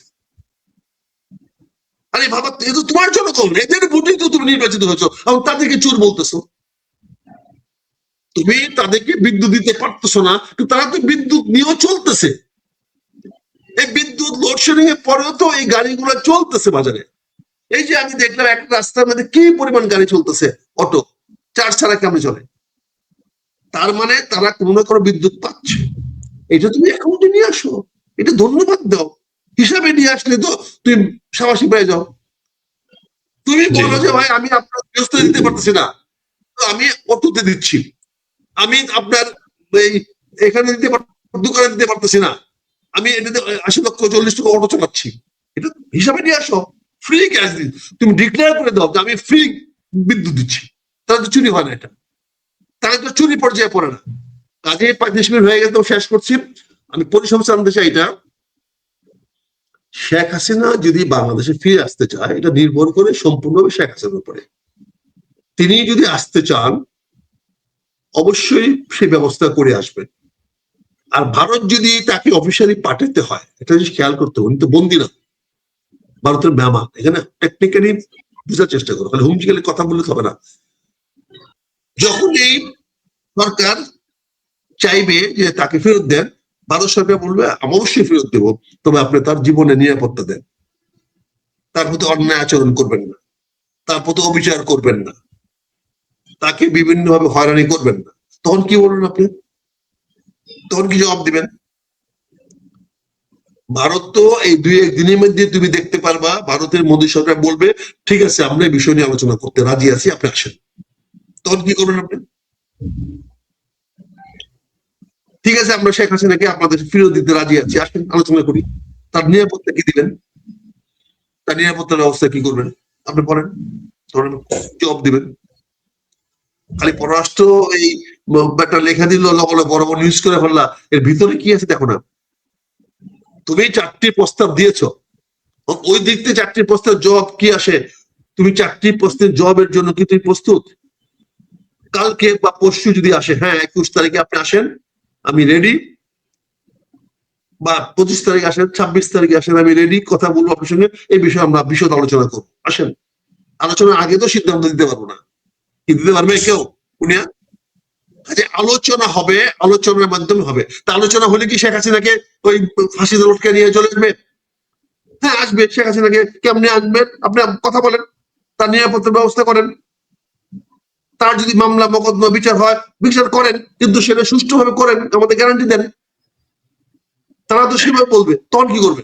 তার মানে শেখ হাসিনাকে প্রপার ওয়েতে বাংলাদেশে আনার জন্য একটা সুযোগ করে দিল বাংলাদেশ সরকার এই প্রস্তাবটা দিয়ে, যে শেখ হাসিনাকে বাংলাদেশে ফেরত পাঠানোর ব্যাপারে আলোচনা করতে চাই। এটার মাধ্যমে শেখ হাসিনাকে বাংলাদেশে নিরাপদে ফিরিয়ে আনার একটা সুযোগ সৃষ্টি করে দিল। দিস ইজ চাণক্য রাজনীতি। ভারত সেটা অর্জন করে নিল, এবং ভারতকে গ্রহণে গ্যারান্টি দিয়ে বাংলাদেশ সরকার যে হ্যাঁ শেখ হাসিনাকে আমরা বাংলাদেশে প্রপার ট্রাই করব, তার মৃত্যুদণ্ড দিব না, তার নিরাপত্তা আমরা নষ্ট করবো না। তো জাতিসংঘ রাজি হবে, বল ঠিক আছে দিয়ে দেন, তাকে নিয়ে আসো। শেখ হাসিনা জেলে থাকবে না, থাকছে না। বেগম খালেদা থাকবে 2 বছর, না শেখ হাসিনা 3 বছর 5 বছর থাকবে, তার বাবা থাকছে না বছরের পর বছর জেলখানায়। এটা নিয়ে তো রাজনীতিবিদদের কোনো মাথা ব্যথা নাই। এখন অনেক নেতা জেলখানা পড়ে আছে না, পলিটিশিয়ানরা কোনোদিন জেলকে ভয় পায় না। কিন্তু এখন আমাদের দেশে যে সুষ্ঠু হয়েছে, এটা তো বন্ধ করতে হবে। তুমি তো এটা অ্যালাউ করতে পারো। আইন বহির্ভূত গুম করার যেমন অপরাধ, আইন বহির্ভূত এরকম কি বলে ওই যে কি নাম দিয়েছেন একটা, মব মব অপরাধ, আইন বহির্ভূত। মব তো আইনগত না, গুম করার জন্য অপরাধ, মব অপরাধ। কারণ দুইটাই বন্ধ করতে হবে, এই মবকে বন্ধ করতে হবে। এই মব বন্ধ না হলে দেশে আইনের শাসন প্রতিষ্ঠিত হবে না। এই মব বন্ধ না হলে, এই যে পুলিশও আক্রমণ করে গিয়ে দেখি, কোথায় কোথায় পুলিশে ধাক্কা মারে, পুলিশের মধ্যে যা কিছু তা বলেন। এই যে আমরা এবার দেখলাম মাননীয় প্রধানমন্ত্রী গেলেন কিশোরগঞ্জে, তো নিরাপত্তাটা তো আমাদের কাছে খুব সন্দেহজনক মনে হচ্ছে, ভালো মনে হয়। এই নিরাপত্তা ব্যবস্থাটা বলটা ভেঙে যেতে পারে যে কোনো সময়। এখানে যারা নিরাপত্তার দায়িত্বে নিয়োজিত, আমি পুলিশদেরকে বা বিভিন্ন বাহিনীদের তৎপরতা আমাদের সন্দেহজনক মনে হয় নাই। উনি ভালোই ভালো কিশোরগঞ্জ করে চলে আসছেন, বিভিন্ন জায়গায় করে আসতেছেন, করে আসবেন। দুর্ঘটনা তো প্রতিদিন হয় না, সমস্যা তো প্রতিদিন হয় না, কিন্তু একদিন হয়ে যাওয়ার মতো সুযোগ কিন্তু যারা অবজার্ভ করতেছে তারা দেখতেছে এখানে প্রচুর লুফুল রয়ে গেছে, এখানে প্রচুর পেনিট্রেট করার সুযোগ রয়ে গেছে। এখানে একটা জিনিস বলে মনে করাতে দিতে চাই, রাজীব গান্ধীর ঘটনার পরে কিন্তু আর কোন রাষ্ট্রপ্রধানরা, প্রধানমন্ত্রীরা কারোর সাথে ইন পাবলিক হ্যান্ডশেক করে না। এটা একদম সিকিউরিটি থেকে টোটালি বন্ধ করে দেওয়া হয়েছে। কারণ যে লোকটা তোমার সঙ্গে হ্যান্ডশেক করতে আসবে তার হাতে তো পয়জন থাকতে পারে, একটা পয়জনাস পিন থাকতে পারে, সেই পিনটা তোমার হাতে ঢুকাইয়া দিয়ে পয়জনটা পাস করে দিতে পারে। This is dangerous. এই সস্তা জনপ্রিয়তা করতে গেলে কিন্তু বিপদ ডেকে আনতে হবে, সিকিউরিটি অ্যালাউ করে না। কিন্তু এগুলো আমরা দেখেছি, আমরা চিটাগাং সফরে দেখেছি, এখানেও দেখছি। এটা মাননীয় প্রধানমন্ত্রীকে সাবধান হতে হবে। এটা ডেঞ্জারাস, এটা বিপজ্জনক, এটা সিকিউরিটিতে অ্যালাউ হতে পারে না। আমাদের সঙ্গে আলোচনায় যুক্ত রয়েছেন সিনিয়র সাংবাদিক এবং দ্য গ্লিটস এর সম্পাদক সালাউদ্দিন শরীফ চৌধুরী। সালাউদ্দিন শরীফ চৌধুরী, আপনাকে স্বাগত জানাচ্ছি। এবং প্রথমেই যে প্রশ্নটা করতে চাই, ভারত বাংলাদেশের মধ্যে যে কূটনৈতিক টানাপোড়েন, রাজনৈতিক টানাপোড়েন, সেই জায়গা থেকে আমরা দেখলাম যে আমাদের প্রধানমন্ত্রীর সফরকে কেন্দ্র করে বাংলাদেশের পক্ষ থেকে পররাষ্ট্র মন্ত্রণালয়ের অতিরিক্ত সচিব তিনি ঘোষণা দিলেন যে 3টি শর্তের কথা, যে এই 3টি শর্ত মেনে নিলে মোটামুটি অনুকূল পরিবেশ তৈরি হতে পারে। তো আপনার কি মনে হয় যে এই যে শর্ত দেয়াদি, এর মধ্য দিয়ে ভারত এই শর্তগুলো কতটুকু পালন করবে, এবং আমাদের প্রধানমন্ত্রী সফরের মাধ্যমে যে একটা সম্পর্ক উন্নয়নের চেষ্টা করা হচ্ছিল সেটিও কতটা অগ্রগতি হবে? এবং 3টি শর্তের কথা নিশ্চয়ই আপনি জানেন। অনেক অনেক ধন্যবাদ। দুঃখজনক ভাবে আমাদের দেশের যে পররাষ্ট্র নীতি এই সরকারের আমলে, সেটা একদল বানরের হাতে চলে গেছে, যারা জানেই না পররাষ্ট্রনীতি কি। এর ফলে এরা যা ইচ্ছা তা করছে। এখন ধরে নিন, ওনারা যদি মনে করেন যে আমরা পাকিস্তান হয়ে গেছি, আমাদের পারমাণবিক বোমা আছে, তাহলে তো ব্যাখ্যাটা একরকম। কিন্তু খোদ পাকিস্তান, যে নাকি সত্যি পারমাণবিক শক্তির অধিকারী, সেই পাকিস্তানও তো ভারতের সাথে সিন্ধু নদীর পানি বিষয় নিয়ে কিছু করতে পারছে না, দিচ্ছে না। দ্বিতীয়ত হলো যে আমরা যে এমন একটা ভাব নিয়ে আছি যে আমরা বুঝি ডোনাল্ড ট্রাম্প, মানে আমরা যাব কি যাব না, আমাদেরকে তো সমর্থ করো, আমাদেরকে নিয়ে যাও ইত্যাদি। তো এটা কেন করা হচ্ছে? তারেক রহমান সাহেবের উপকারের জন্য, বাংলাদেশের মঙ্গলের জন্য, নাকি কোনো পক্ষকে খুশি করার জন্য? আপনি তো জানেন যে একটি রাজনৈতিক দল বেশ কয়েকদিন ধরে বা কয়েক সপ্তাহ ধরে বলছে যে এই সরকার 6 মাসের মধ্যে পড়ে যাবে। 6 মাস। আবার কেউ কেউ বলছে যে টান দিলেই পড়ে যাবে। তো সেই টান দিয়ে ফেলে দেওয়ার প্রক্রিয়াটা এখন চলছে। কারণ যদি প্রধানমন্ত্রী ভারত সফরে না যান, আমরা তো পানি চুক্তি আর নবায়ন হবে না। কারণ চলতি মাসের 27 তারিখ থেকে নরেন্দ্র মোদী যে সফরসূচি, উনি আর দেখা করতে পারবেন না। 2027 সালের আগে আর কোনো শিডিউল খালি নেই আজ অব্দি, মানে এখন পর্যন্ত। যখন এই অনুষ্ঠানটা সম্প্রচারে যাবে, তাজ প্যালেস হোটেল দিল্লিতে, যেখানে প্রধানমন্ত্রীর জন্য প্রেসিডেন্সিয়াল স্যুট বুক করা হয়েছে, আরো অনেকগুলো রুম বাংলাদেশ হাই কোয়েশ্চেন করেছে, সেটা কিন্তু বাতিল করা হয়নি। ধরুন যদি কালকে সফর বাতিল হয়ে যেত, তাহলে তো আজকে সকালে হোটেলের বুকিং ক্যান্সেল হয়ে যাওয়ার কথা। তাহলে ওনারা প্রতীক্ষায় আছেন, ওনারা আসলে যেতে চাচ্ছেন, ওনারাও জানেন যেতে হবে। কেন যেতে হবে? যে প্রথমত তো গঙ্গার পানি চুক্তি নবায়নের জন্য যেতে হবে। তারপরে ধরুন আমাদের তো জ্বালানি লাগছে ডিজেল, সেটা তো পাকিস্তান দিতে পারবে না, আমেরিকাও না, ভারত থেকে নিতে হবে। তো ধরুন ভারত দিল না, তাদেরও তো নিজস্ব চাহিদা আছে, দিল না, না দিলে তো আপনি জোর করতে পারবেন না। ভারতও দিতে বাধ্য না, দিল না। বা আপনি যে নেপাল থেকে বিদ্যুৎ আনবেন ভারতের মাটি ব্যবহার করে, সেটাও অনুমতি দিবে না। এবং আপনার তো একটা সমস্যা, যেটা বড় সমস্যা, যে দেখুন আমরা শুনছি গল্প, চীন বিনিয়োগ করবে বাংলাদেশে, সেটা কিন্তু ইনফ্রাস্ট্রাকচারে। বিনিয়োগের প্রথম শর্ত হলো বিদ্যুৎ এবং গ্যাসের সরবরাহ নিশ্চিত করতে হবে কারখানা করতে গেলে, যে কোনো কেউ। বিদ্যুৎ তো নাই গ্রামে, তো এখন 20 ঘন্টা 22 ঘন্টা বিদ্যুৎ থাকে না। আপনার গ্রামেও একই অবস্থা? আমার গ্রামেও একই অবস্থা। আর শহরে তো আমরা যে যেই এলাকাতেই থাকি, একাধিকবার অনেকবার লোডশেডিং হচ্ছে। এই পরিস্থিতিতে বিনিয়োগ দিবে চীন, কিন্তু তো বিদ্যুৎ জ্বালানির গ্যাসের সরবরাহ নিশ্চিত করতে হবে, সেটা তো সরকারের লোকজনেরাই বলছেন। তো 2 বছরের আগে এই সমস্যা স্বাভাবিক হবে না, তার মানে চীনের বিনিয়োগ আসবে না, এশীয় উন্নয়ন ব্যাংক বা বিশ্ব ব্যাংকে টাকা আসবে না, কিছুই আসবে না। একটা পথ ছিল, আপনার মনে আছে যে বিএনপি সরকার যখন 91 সালে সরকার গঠন করে বেগম খালেদা জিয়ার আমলে, তখন ভারত এক্সিম ক্রেডিট দিয়েছিল বাংলাদেশকে, তো ঋণ দিয়েছিল। তো সেই 1991 ভারত আর 2026 ভারত তো একটা, এখন তাদের টাকা দেওয়ার মতো অনেক সক্ষমতা আছে। ইচ্ছা করলে ভারত বিনিয়োগ করতে পারে, বাংলাদেশ ভারতের একটি ছোট রাজ্যের সমান। কিন্তু ভারতের যে রেকর্ড ঋণ দেওয়ার ক্ষেত্রে, তারা সহজে ঋণ ছাড় দেয় না এবং দেওয়ার পরিমাণও অনেক কম। আমাদের স্বাধীনতার পর থেকে ভারত যে পরিমাণ প্রতিশ্রুতি দিয়েছে, সেই পরিমাণ মানে প্রতিশ্রুতি রক্ষা করেছে খুবই কম, এবং ঋণ ছাড় দেওয়ার আহ হারটিও খুবই খুবই কম।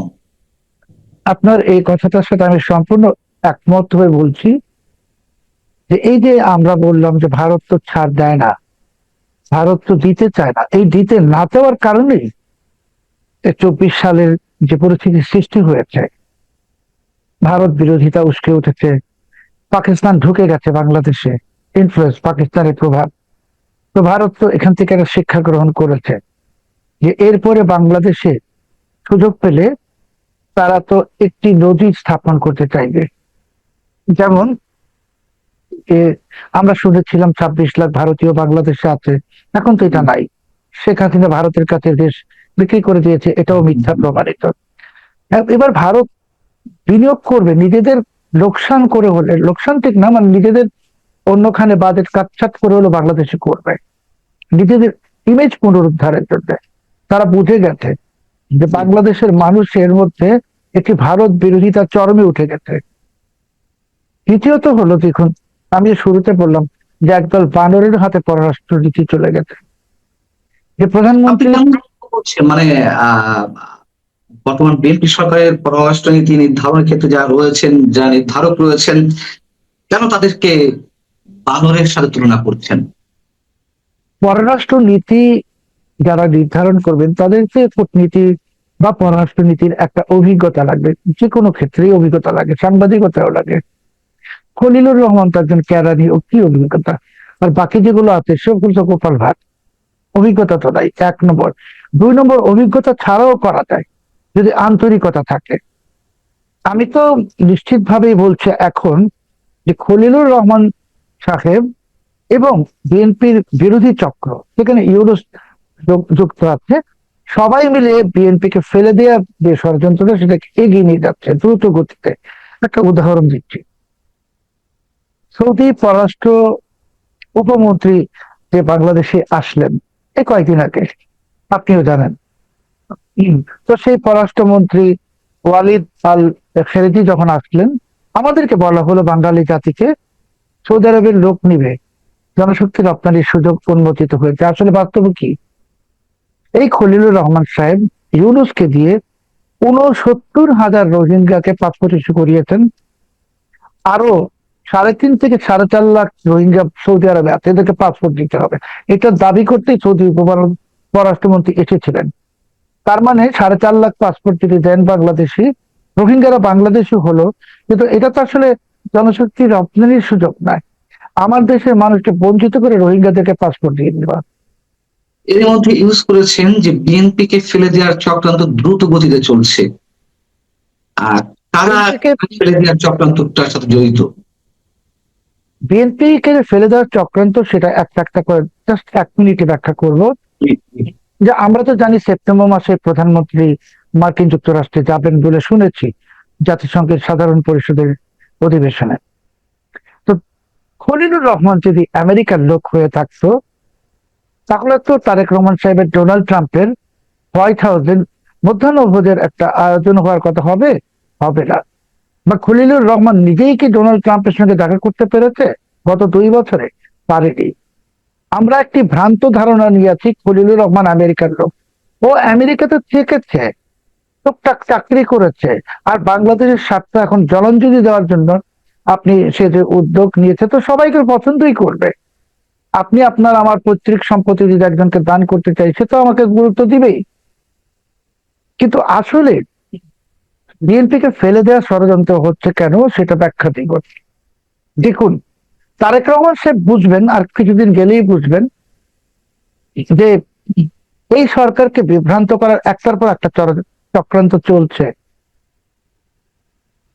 যখন এই প্রেসিডেন্ট নির্বাচনের প্রশ্ন আসলো, আপনি জানেন নাসিমুল গনির নাম সামনে ঠেলে দেওয়া হলো, প্রেসিডেন্ট, সম্ভাব্য প্রেসিডেন্ট নাসিমুল গনি। তারপরে ইউনূসের নাম ঠেলে দেওয়া হলো, ইউনূসের পক্ষে প্রচারণাও শুরু হলো। তারা করছে, যদি নাসিমুল গনিকে তারেক রহমান সাহেব প্রেসিডেন্ট বানাতেন বা ইউনূসকে, তাহলে তো তারেক রহমান সাহেবের আর কোনো সূত্রের প্রয়োজন ছিল না। 1 নম্বর। 2 নম্বর হলো যে এখন বিএনপির কাছে আসলে আমেরিকা নেই, এই বাস্তবতা। আমেরিকা যা নেয়া নিয়ে গেছে, একজন সামান্য একটা কর্মচারী পিটার হাস, সে এখন মাল্টি বিলিয়নিয়ার হয়ে গেছে, ব্যবসায়ী হয়ে গেছে। সে কিন্তু এখন আর চাকরি করে না, পিটার হাস ব্যবসায়ী, বিনিয়োগ করতে আসছিল বাংলাদেশে। এই কয়েকদিন আগে আপনিও মার্কিন বহুজাতিক কোম্পানির পক্ষেই ব্রোকারি করছেন নাকি নিজের ব্যবসা করছেন? মানে ওই আচ্ছা। বহুজাতিক কোম্পানির তো প্রেসিডেন্ট চেয়ারম্যান আসে ভাই, আসে ভাই। আসলে মার্কিন যুক্তরাষ্ট্র যা নিয়েছে নেয়া শেষ। এখন মার্কিন যুক্তরাষ্ট্রের এইটা ভোগ করতে হবে, ভোগ এই বিএনপি করতে দিতে পারবে না। মার্কিন যুক্তরাষ্ট্রের বা তাছাড়া চীনের সাথে যে দহরম মহরম, এটা পরে মার্কিন যুক্তরাষ্ট্র এটা তো খলিল ইচ্ছা করে করিয়েছে, কিনে নিয়ে গেছে, নিয়ে আমেরিকার সন্দেহের তালিকায় নিয়ে আসছে। দ্বিতীয়ত হলো, এখন একটাই সহযোগী শক্তি, আঞ্চলিক ভারত, এটার সঙ্গে একটা দূরত্ব সৃষ্টি করে দিবে। দেওয়ার পর কি হবে? 10ই অগস্ট, 10ই অগস্ট মানে চলতি মাসের 10 তারিখে, যেদিন দীনেশ ত্রিবেদীর সঙ্গে বৈঠক হলো প্রধানমন্ত্রী তারেক রহমান সাহেবের, 10 তারিখ, সেদিনই জাতিসংঘের নিরাপত্তা পরিষদে একটা ঘোষণা চলে এলো, বাংলাদেশে আল কায়দা প্রবেশ করছে। নিরাপত্তা পরিষদ মানে 5টা দেশ, তো জাতিসংঘে এটা বলে দিয়েছে আল কায়দা আছে বাংলাদেশ। দেখুন, এটা কিন্তু শুধু বলার জন্য বলা না। তাহলে সরকারের তো বন্ধু রাশিয়া হওয়ার কথা, রাশিয়া তো ওই নিরাপত্তা কাউন্সিল মেম্বার, চায়না মেম্বার, কেউ তো ভেটো দেয়নি, দিয়েছে আপত্তি জানিয়েছে, জানায় নেই, এটা বিবৃতি দিয়েছে। এখন ভারতের সঙ্গে যদি সম্পর্কটা ভালো করে নষ্ট করে দেওয়া যায়, ভারত পর্দার বাইরে যে আমেরিকা ভারত মারামারি করছে, পর্দার আড়ালে তারা আসলে একখানে হয়ে এই দেশের ক্ষেত্রে যেন চীন না ঢুকতে পারে। অতএব ভারতের সাথেও যদি তারেক রহমান সাহেবের শত্রুতা সৃষ্টি করা যায়, দূরত্ব না শত্রুতা, তখন তারেক রহমান সাহেবের আর কেউ রক্ষা কবচ কেউ কোনোখানে থাকলো না। এবং আমি আপনাকে তো এটা নিশ্চয়তা দিতে পারবো না, কিন্তু এইটুকু বলি, ধরুন ভারত কালকে সকালেই বললো বা 1 সপ্তাহ পরে ডিজেল দিতে পারবো না, আমাদের জাতীয় চাহিদা পূরণ হচ্ছে না, আপনি কি করবেন? ডিজেল পাবেন? পাবেন না। বিদ্যুৎ সংকটটা আর একটু বাড়বে। আগামী মাসেই আপনার রূপপুর পারমাণবিক বিদ্যুৎ কেন্দ্রের ট্রায়াল প্রোডাকশন হওয়ার কথা। তো ওরা তো টাকা চাচ্ছে ভারতীয় মুদ্রায়, ডলার তো নিবে না, অন্য কোনো কারেন্সিও নিবে না। তা আপনি ভারতের সাথে এই বিষয়টাকে সলভ না করলে আপনি টাকা দিবেন ভারতীয় কারেন্সিতে কিভাবে? তাহলে রূপপুর কেন্দ্রটা চালু হবে না। চাচ্ছে কেউ যে বিদ্যুৎ সংকটটা এমন এক পর্যায়ে যাক, যে কানসার্ট যেমন ঘটনা ঘটেছিল বিএনপির আমলেই, এবার সারা বাংলাদেশে কানসার্ট ঘটবে। আওয়ামী লীগকে ফেলে দেওয়া হয়েছিল সরকারি চাকরির একটা অজুহাত দিয়ে, আর এইটা ফেলে হবে বিদ্যুৎ সংকট দিয়ে। এবং তারেক রহমান সাহেব তো আসলে এইটা আপনি যদি বলেন কখন পড়বে, কয়দিন পর, যখন তখন পড়ে যাবে। বিদ্যুৎ যে আমরা এখনো কিছু পাচ্ছি শহরে বা গ্রামে, সেটা যদি জ্বালানি সরবরাহ বন্ধ হয়ে যায়, গাড়ি করে সব বন্ধ হয়ে যাবে। তো সুন্দরভাবে খলিলুর রহমান সাহেব তারেক রহমান সাহেবের একদম ঘরের মধ্যে বসে ওনাকে সাবোটেজ করে দিচ্ছেন। শেখ হাসিনাকেও তো ওনার ঘরের লোকরাই সাবোটেজ করেছে, বাইরের লোক না। কাজেই এই সমস্যা, এই সফর বাতিল হওয়ার সাথে সাথে আপনি দেখবেন তখন ভারত আর কোনো চক্ষু লজ্জা রাখবে না। আর আপনি যে কথাটা শুরুতে বলেছেন, আমার সঙ্গে আলোচনায় এই প্রোগ্রাম শুরু হওয়ার আগে, যে আইসিটির প্রধান কৌশলী তিনি বলেছেন যে আমি প্রথম তিনি বলছেন যে আইসিটির chief prosecutor mister Aminul Islam তিনি বলছিলেন যে শেখ হাসিনাকে ফেরাতে আইনি দিক, আইনি প্রক্রিয়া চলছে। ঠিক, খুবই এটাই সত্যি উনি বলেছেন আইনি প্রক্রিয়া চলছে। আপনি তো কালকে ব্যাখ্যাও দিয়েছেন, মানচিত্রে দিয়েছেন যে আইনি ব্যাখ্যা মানে এবার ভারতীয় আদালতে যাবে। এটা ভারতীয় আদালতে গেলে ভারতীয় আদালত সিদ্ধান্ত নেবে প্রথমত এক্সট্রাডিশন ট্রিটিতে দেওয়া যায় কি যায় না। আর আপনি যে বলেছেন যে উনি সাজাপ্রাপ্ত, তাহলে ভারতীয় আদালত, এটা কিন্তু মানে পররাষ্ট্র মন্ত্রণালয় না, তারা তো দেখতে চাইবে, বাংলাদেশ হাই কমিশনকে বলবে যে বিচার কি হলো, রায় কি হলো, ডিটেলস দেখি। মানে সহজ কথা, শেখ হাসিনাকে তো ফেরত দিবেই না, এটা দেওয়ার কোনো প্রশ্ন ওঠে না। কিন্তু ওই আদালতে যাওয়ার পর আমাদের যে আইসিটি, ইন্টারন্যাশনাল ক্রাইমস ট্রাইব্যুনাল, এটার ভিতরে যে বিচারে যে অনেক প্রশ্নবোধক চিহ্ন আছে, সেগুলো পুরো বিশ্ব জেনে যাবে, পুরো বিশ্ব জানবে। জেনে গেলে এইটা আরেকটা ফাঁদে পড়বে এই সরকার, একটার পর একটা ফাঁদে এবং ফাঁদে সরকারকে ফেলে দেওয়া হচ্ছে। এই সবকিছুর পিছনে সামনে দেখছি আমরা খলিলুর রহমান, পিছনে ইউনূস, এবং আরো যে বিএনপি বিরোধী যে রাজনৈতিক দল, তাদের নাম আমাদের নেওয়া দরকার নেই, আপনি সবাই বুঝতেছেন। এই সম্মিলিত ভাবে তারেক রহমান সাহেব এখন আসলে, আমি আপনাকে এই কথাটা এভাবে বলবো, কোনো দৈবাৎ ঘটনা না ঘটছে, মানে স্বয়ং স্রষ্টা এসে নিজের হাতে ওনাকে রক্ষা করে না দিলে ওনার সরকার আর বেশি দিন টিকবে না, ওনার সরকার পড়ে যাবে। বিকজ কারণটা কি, যে বিদ্যুৎ ঘাটতি তো চরম আকার ধারণ করবে, জ্বালানি ঘাটতি চরম আকার ধারণ করবে, গঙ্গার পানি তো পাবেন না। আর গঙ্গার পানি নিয়ে এই যে এখন যারা বলছে ভারত যেন না, ভারত যেন না, ওরা চাচ্ছে যে আপনি না যান, না গিয়ে চুক্তিটা নবায়ন না হোক, না হলেই ওরা নেমে যাবে মাথায় এই মাঠে, যে এই সরকার চুক্তি নবায়ন করতে পারে নাই। তখন কিন্তু এরাই যে মানা করছে এখন, চেন না চেন না, ওরাই তখন বলবে চুক্তি নবায়ন পারে নাই, ব্যর্থ সরকার। দেখবেন সামনে চলে আসছে, এবং খুবই নিকটবর্তী সেই সময়টা তারেক রহমান সাহেব যে যদি স্বয়ং স্রষ্টা নিজের হাতে রক্ষা না করেন, ওনার যে সাথে লোকজন আছে, এরাই ওনার সরকারকে খুব দ্রুত, অতি দ্রুত ফেলে দিবে। এবং আজকে তারেক রহমান সাহেবের এই মানচিত্র অনুষ্ঠান দেখে আমার কথা বিশ্বাস করার কোনো দরকার নাই, তবে এই অনুষ্ঠানটা তো থেকে যাবে ইউটিউবে। উনি যখন পড়ে যাবেন, ওনার যখন পতন হবে, তখন উনি ওই অনুষ্ঠানটা দেখবেন আর বুঝবেন যে আমরা সত্যি কথা বলেছিলাম। আমরা সত্যি কথা বলেছিলাম যে এই খলিল তারেক রহমানকে একটার পর একটা ফাঁসিয়ে দিচ্ছে। আমেরিকার সাথে সম্পর্ক নিয়ে গেছে চীনে, জানে চীন কিচ্ছু দিবে না, কিন্তু সম্পর্কটা খারাপ করে দিচ্ছে। এখন এই সরকারের আর কোনো পথ নাই। তো 20 তারিখে এই যে তাজ প্যালেস হোটেলে এখনো বুকিং আছে, আপনি অনেক অবাক হবেন না, আমিও হব না, যে যদি 23 তারিখ এসে শুনি আমরা প্রধানমন্ত্রী ভারত সফরে যাচ্ছেন। অনেক না, আমি আপনার সঙ্গে মোটামুটি একমত। মানে আমি আপনার মতন ফোরকাস্টিং ঠিক করতে চাই না, তবে আমার ধারণা তিনি যাবেন, তাকে ভারতে যেতে হবে। এবং উনি যে নাটকটা করছে কেন সেটাও বুঝাই।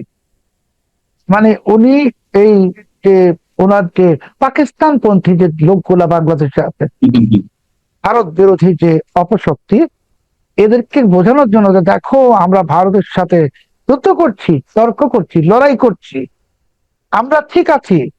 এরপরে বলবে যে, ওই যে বললো যে চিফ প্রসিকিউটর বলেছেন আইনি প্রক্রিয়া চলছে, দেখেন প্রবলেম কিন্তু সলিউশনের কথা বলছেন, আইনি প্রক্রিয়া চলছে, তাহলে কি হলো? প্রত্যাবর্তন বলেন আর প্রত্যর্পণ বলেন, ওটা তো আইনি প্রক্রিয়া চলছে, উনিই বলে ফেলছেন। কালকেই শুনবেন যে ওই ওসমান হাদির যে খুনি, ওদেরও আইনি প্রক্রিয়া চলছে, ফেরত দিবে। আসলে একজনকেও ফেরত দিবে না ভারত, না শেখ হাসিনাকে দিবে, না আওয়ামী লীগের কোন নেতা কর্মীকে দিবে, না ওসমান হাদির হত্যাকারীদেরকে দিবে। কেন? কারণ ভারতের মনে আপনি সন্দেহ ঢুকিয়ে দিয়েছেন। আপনি ভারতের যে আন্তরিকতা, সেখানে আপনি খেলেছেন। আপনি মানে খলিল খেলিয়েছে বিএনপি সরকারকে, কারণ খলিল চেয়েছিল যেন এই প্রতিবেশী রাষ্ট্রের একটি সন্দেহের তালিকা আপনি চলে যান, এবং খলিল ভালো করে জানে পাকিস্তান বাংলাদেশকে কিচ্ছু দিতে পারবে না। এখন 16 কালা পূর্ণ করে বিএনপিকে ডুবিয়ে দিয়ে এই ডক্টর খলিলুর আপনি দেখবেন, আমার কাছ থেকে আজকে লিখে নেন, উনি আমেরিকায় বসে গিয়ে বড় বড় বয়ান দিবে। তখন আমি এটা বলেছিলাম, সেটা করে নাই, সেটা করলে ওটা হতো, এগুলা বলবে। কারণ এইগুলো কোনো দুষ্ট লোক, আলী রিয়াজ, এই খলিলুর রহমান, আসিফ নজরুল, এগুলো সব দুষ্ট লোক। এদেরকে আপনি যখন এনে কোলে বসাবেন, তারা আপনাকে ছুরি মেরে দিয়ে যাবে। আমি স্রষ্টার কাছে দোয়া করি যে তারেক রহমান সাহেব যেন টিকে থাকেন ক্ষমতায়, এবং এটা সবাই দোয়া করি আমরা। কিন্তু উনি টিকতে চাচ্ছেন না, আমরা দোয়া করলে কি হবে? আমরা আরেকটি প্রসঙ্গে যাই, একটু ছোট করে আলোচনা করতে চাই। সেটি হচ্ছে যে আলোচনার মধ্যে এর মধ্যে চলে এসেছে জাতিসংঘের একটি বিশেষ প্রতিবেদনের, যে নিরাপত্তা পরিষদের যে বিশেষ প্রতিবেদন, সেখানে বলা হলো কদিন আগে বাংলাদেশে আল কায়দা তাদের একটি বিশেষ সেল খোলার চেষ্টা করছে। এবং এ বিষয় নিয়ে তো আপনি অনেক কথা বলেছেন এবং এই আলোচনাতেও এর মধ্যে কিছু রেফারেন্স দিয়েছেন। এটার পেছনে কি কোনো খেলা আছে, নাকি সত্যি সত্যি আল কায়দার একটি বিশেষ সেল খোলার চেষ্টা করা হচ্ছে, জঙ্গি তৎপরতা বাড়ছে? এবং আমি আরেকটা নিউজ দেখলাম যে ডক্টর ইউনূসের সময় যারা জেল ভেঙে পালিয়েছিল জঙ্গিবাদী কার্যক্রমের সাথে অভিযুক্ত বা যাদের জামিন হয়েছে, এরকম সম্ভবত আমার যে খুব বেশি ভুল না হয়ে থাকে 142 জনের কোনো নথিপত্র খুঁজে পাওয়া যাচ্ছে না। জেল কর্তৃপক্ষের কাছে যে রেকর্ড ছিল, সেই রেকর্ড নথিপত্র কিছু খুঁজে পাওয়া যাচ্ছে না। এটা কি খুব স্বাভাবিক কোনো ঘটনা? জেল কর্তৃপক্ষের কাছে নথি ধরেন গায়েবও হতে পারে, পুরাই দিতে পারে, কিন্তু সেই নথি তো স্বরাষ্ট্র মন্ত্রণালয় আছে, সেই নথি তো সংশ্লিষ্ট আদালতে আছে, গায়েব হওয়ার কোনো সুযোগ নাই, গায়েব করে দেওয়া হচ্ছে।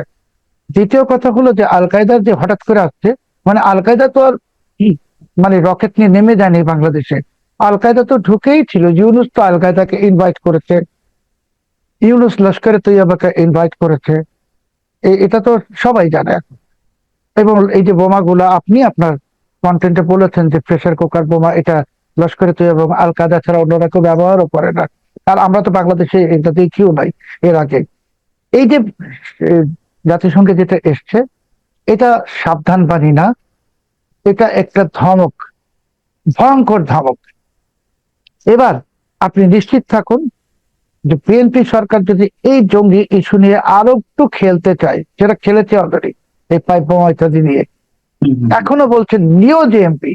ভাই, জঙ্গি সংগঠনের নাম এরকম এই ইংরেজি হয় না, এটা মিষ্টি বা বিরিয়ানির দোকান না, নিউ অমুক মিষ্টান্ন ভান্ডার, নিউ অমুক বিরিয়ানির দোকান।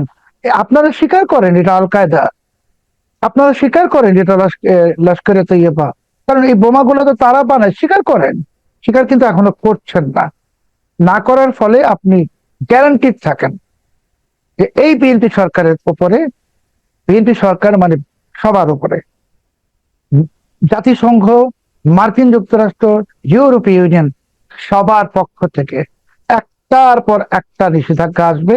এক, জাতিসংঘের শান্তিরক্ষী মিশন থেকে বাংলাদেশের সশস্ত্র বাহিনীকে পত্র পাঠ বিদায় করে দেওয়া হবে। এবং তখন তারেক রহমান সাহেব বুঝবেন যে ওনাকে কিভাবে নানান দিক থেকে স্যাবোটেজ করে দেওয়া হয়েছে। খলিলুর রহমান তারেক রহমানের জন্য অসংখ্য আন্তর্জাতিক শত্রু না হলেও প্রতিপক্ষ দ্বারা করাচ্ছেন। আর ওই যে পাকিস্তান পাকিস্তান যেটা বলেন বা মানুষ বলে, পাকিস্তান তো কোনো কিছু করার, সহযোগিতা করার শক্তি রাখে না, তো ভিখারি রাষ্ট্র। আর পাকিস্তান কিছু করবেও না। পাকিস্তান চায় বাংলাদেশ ধ্বংস হয়ে যাক, এবং সেই স্বপ্নটা তাদের পূরণ হবে। সেই স্বপ্নের দিকে বাংলাদেশ এগোচ্ছে। তারেক রহমান সাহেব 17 বছর পর যখন এই দেশে এসেছিলেন, একটি পরিকল্পনা নিয়ে উনি বলেছেন, এখন আমি ওনাকে বলেই দিচ্ছি যে আপনি রিটার্ন টিকিট কেটে ফেলতে পারেন, আপনার যাওয়ার সময় হয়ে গেছে, আপনি আমার কথা বিশ্বাস করার একেবারেই দরকার নেই, আপনার রিটার্ন টিকিট রেডি রাখেন, আপনি চলে যাবেন। কেন চলে যাবেন সেটা আপনি, এই ভারত সফরটা বাতিল হোক, তার 15 দিন বা 1 মাসের মধ্যে আপনি টের পাবেন। যখন টের পাবেন তখন বুঝবেন খলিল কত বড় ক্ষতি করেছে, তখন অনেক দেরি হয়ে যাবে। আমার শেষ প্রশ্ন, আমরা খুব দ্রুতই শেষ করবো।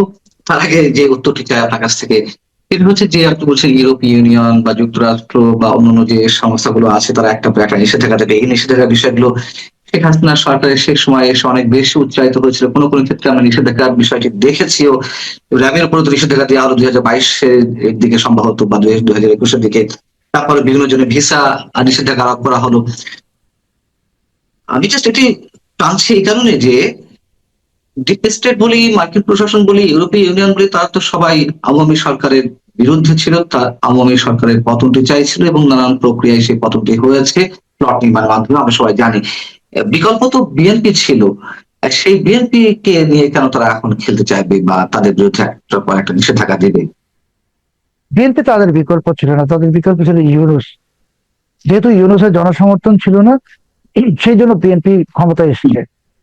আর দেখুন একদম সাম্প্রতিক সময় যে নেপালে রেজিম চেঞ্জ হলো, এখন কিন্তু নেপালে আবার এই পাশার দানা উল্টে যাচ্ছে, খেলাই ঘুরে যাচ্ছে। বাংলাদেশেও ঘুরবে, শেখ হাসিনা বাংলাদেশে চলে আসবেন, ওনার দণ্ড আপনি নিশ্চিত থাকুন, সেই দণ্ড স্থগিত হবে, যেরকম আবুল কালাম আজাদ সাহেবের হয়েছে হবে। এই আওয়ামী লীগের উপর নিষেধাজ্ঞা উঠে যাবে, সবকিছু হবে। কিন্তু তারেক রহমান সাহেব অনেক দেরি করছেন। ওই আমরা ছোটবেলায় একটা প্রবাদ শুনতাম, বইয়ে পড়তাম, আপনিও পড়েছেন, যে ডাক্তার আসার আগেই রোগী মরিয়া গেল। তো ওই অবস্থার দিকে এগোচ্ছে দেশ, জাতি, সরকার। আমাদের জন্য কোনো দুঃসংবাদ না, কারণ আমাদের দেশ চলবে, দেশ উন্নতির দিকেই যাবে আবার ভবিষ্যতে। তারেক রহমান সাহেব যে সুযোগটা পেয়েছিলেন 17 বছর পর, সেই সুযোগটা উনি একেবারে হাতছাড়া করেছেন হেলায় ফেলায়। এই এয়ার কন্ডিশন বাসে ঘুরে আর এই কার্ড ইত্যাদি বিতরণ করে আর এই সমস্ত সস্তা স্টান্ট করে দেশ চালানো যায় না। কারণ উনি জাস্টিন ট্রুডোকে কপি করতে চেয়েছেন, জাস্টিন ট্রুডো নিজেই আনপপুলার হয়ে ক্ষমতাচ্যুত হয়ে গেছে। দ্বিতীয় কথা হলো, আপনি কোনো কিছু কপি করলে কিছু হয় না, আপনার মৌলিক কিছু বৈশিষ্ট্য লাগে। তো মৌলিক বৈশিষ্ট্য আপনার চারপাশে তো সেই আগেরই চোরেরা, সে আগেরই ডাকাতেরা, সে আগেরই দুর্বৃত্তরা, একটু নতুন অবয়বে। আমরা যে একজন বিশেষ প্রতিমন্ত্রীর সম্পর্কে এত নিউজ দেখছি পত্রিকায়, মানে কথিত প্রধানমন্ত্রীর বন্ধু, তো কোনো অ্যাকশন কি হচ্ছে? হচ্ছে না তো। বা চাঁদাবাজি, এটা সবকিছুই তো চলতেছে। কাজেই আপনি নিশ্চিত থাকুন যে জাতিসংঘে যে এই ঘোষণাটা এসছে বা সাবধান বাণীটা আসছে, এটা খুবই খারাপ। এবং দেখবেন আগামী এক সপ্তাহের মধ্যে বিভিন্ন দেশ যে ভ্রমণ অ্যালার্ট, সেটাকে আবার উপরে তুলে দিবে, আমেরিকা তুলবে, কানাডা তুলবে, সবাই তুলে দিবে। এবং তারপর সরকারের তিলে চমকে দিয়ে, ঠিক যেমন 2005 সালে অপ্রত্যাশিত বোমা হামলা হয়েছিল, সিরিজ বোমা হামলা সারা দেশে, সেই রকম একটা কিছু ঘটে যাবে। এবং যখন ঘটে যাবে, সেটা যদি আমাদের দেশে ঘটে তাও ভালো, আমরা সহ্য করব। কিন্তু যদি প্রতিবেশী কোনো রাষ্ট্রে ঘটে, বাংলাদেশের মাটি ব্যবহার করে, তখন আমাদের যে কি অবস্থা হবে, এটা এখন আমি কল্পনাও করতে চাচ্ছি না। আমরা চাই নিশ্চয়ই সেরকম কিছু না হোক, এবং আপনার ফোরকাস্টিং গুলো যেগুলো আপনার আশঙ্কা থেকে করছেন সেগুলো সত্য না হোক। সত্য না হওয়ার জন্য তো কিছু পদক্ষেপ নিতে হবে। আমরা চাই যে সরকার আপনার এই কথাগুলো শুনুক, হয়তো মূল্যায়ন করুক, এটুকুই আমরা চাই। তো আপনি ভালো থাকবেন, মিস্টার সালাউদ্দিন চৌধুরী।